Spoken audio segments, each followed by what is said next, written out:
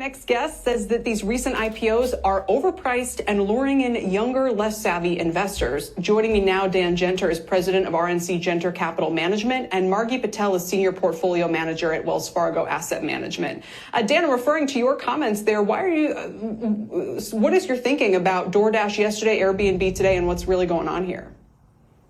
Well, Clay, I think what you have is a very narrow market that's moved. Has been primarily a big tailwind for large cap growth, and especially for the tech and the nouveau tech.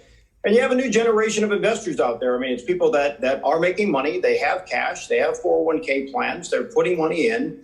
And it's a younger generation that's very, very familiar with these companies. They're using their products.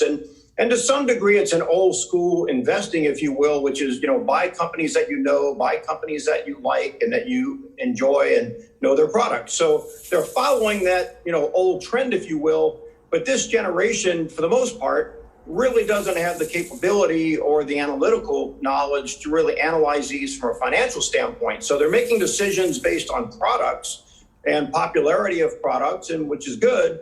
But then they don't have really any sense of valuation. And so the valuations are becoming somewhat astronomical. And I think where you're going to see a pop in the bubble, if there is a pop in the bubble, because sometimes momentum continues for a while, is going to be professional investors like myself and others that are going to look at this and say, we really can't justify these stratospheric valuations. And if we're not going to come out entirely, we're certainly going to take some money off the table and pull it back to a 2 or 3% normal position size. We don't want to have a 6, 7, 8% position in these companies, at valuations that, they'd have to grow at 40, 50% a year on a PEG ratio basis to sustain.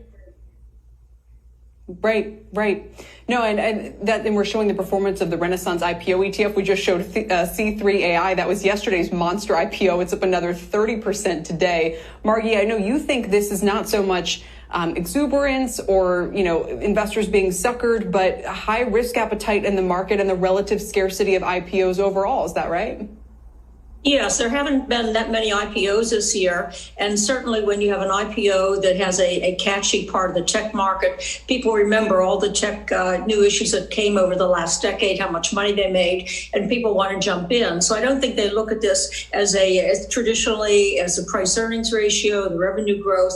They look at it as a scarcity value. And so they really don't put a price on it that a so-called rational investor might be. It's just the way it is with these types of deals. Margie, that said, if you combine IPO funds raised with SPAC funds raised this year, I think we're at about $130 billion, like the most since the late 90s. I mean, that is a huge sum of money. It doesn't suggest that there's a dearth of opportunities.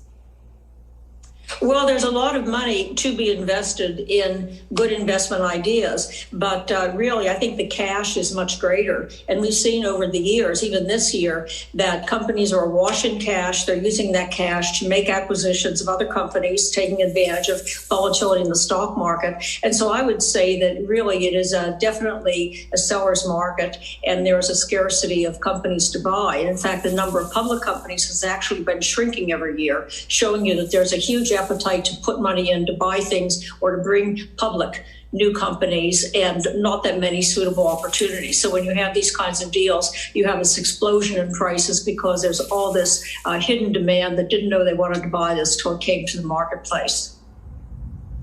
Well, and certainly they're looking maybe to take gains in some of the parts of the market that have been such strong performers and maybe find somewhere else to park it.